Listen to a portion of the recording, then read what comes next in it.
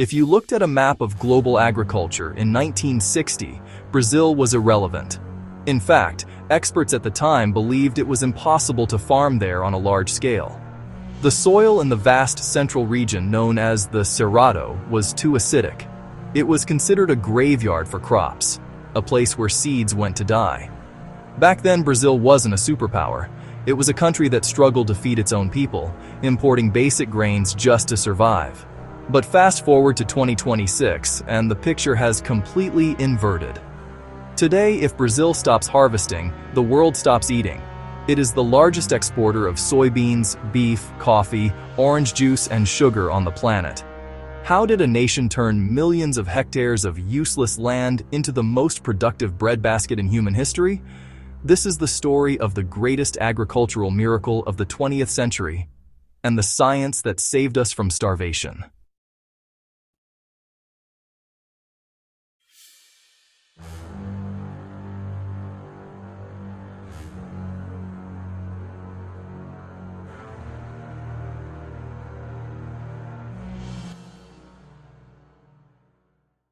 To understand the scale of this achievement, we have to go back to the 1970s.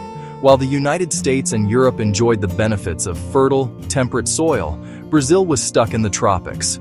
Historically, agriculture only worked well in temperate climates. The tropical heat brought pests, diseases, and worst of all, the soil problem. The Cerrado covers nearly 25% of Brazil, an area the size of Western Europe.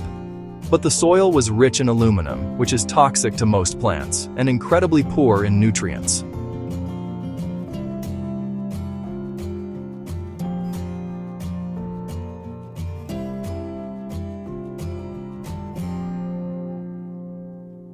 Nobel Prize winner Norman Borlaug once looked at this land and said nobody could produce food there. It was called the Green Hell. But the Brazilian government, fearing food shortages and seeking economic independence, made a desperate bet. They created a state-owned research corporation with a singular, obsessive mission: make the impossible land fertile. They called it Embrapa.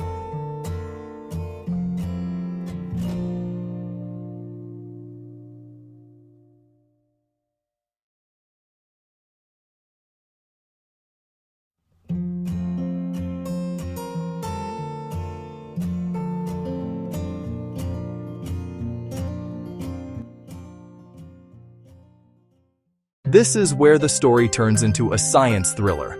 Embrapa didn't just plant seeds, they terraformed the earth. The first step was a process called liming.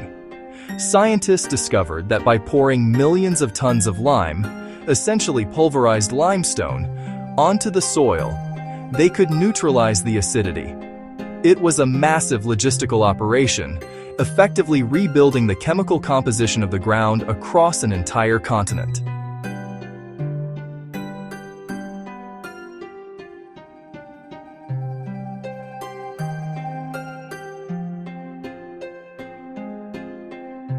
But fixing the soil wasn't enough.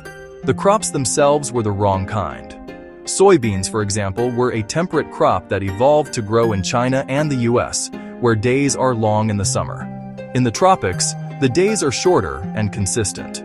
So, Brazilian geneticists hacked the soybean. They crossbred varieties for decades until they created a tropical soybean, a mutant plant designed to thrive in intense heat and humidity.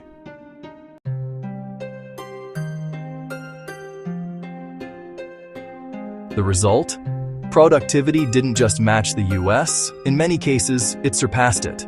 Brazil became the first nation on Earth to master tropical agriculture on an industrial scale. They proved that with enough science, geography is not destiny.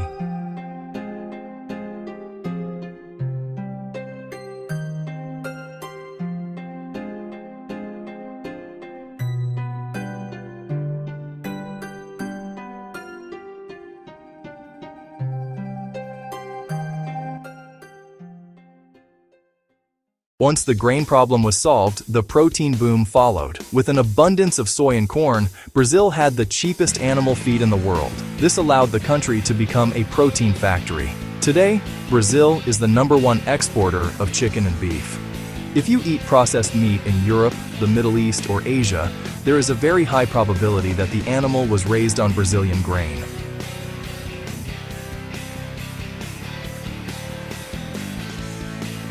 This created a unique phenomenon, the second harvest. In most countries, winter kills the crops. In Brazil's tropical climate, farmers can plant corn immediately after harvesting soy on the same land in the same year. 2 massive harvests per year. This double cropping is Brazil's killer advantage, doubling efficiency without needing to cut down more forests.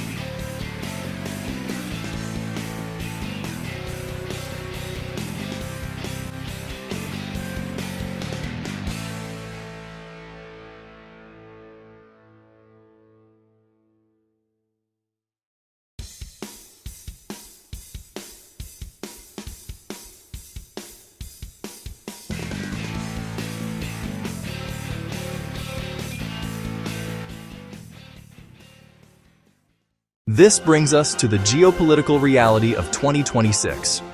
The world is now addicted to Brazilian efficiency.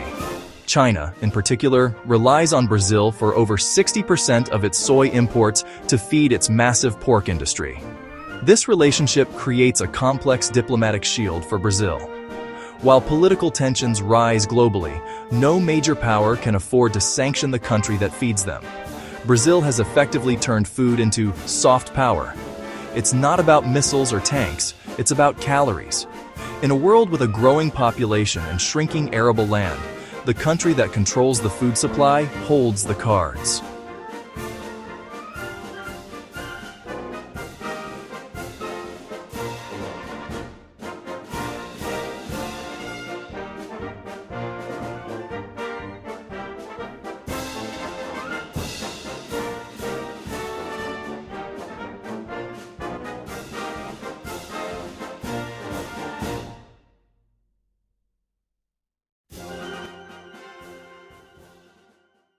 However, this miracle comes with a heavy burden. The expansion of agriculture is constantly pushing against the boundaries of the Amazon rainforest and the Cerrado itself. The challenge for the next decade isn't just producing more, it's producing more on the same land. Brazil is now pioneering vertical gains, using biotechnology to increase yield without cutting down a single new tree. From a land of hunger to the supermarket of the world, Brazil's journey is a lesson in resilience. But the question remains, can this agricultural giant continue to feed the world without consuming its own heart?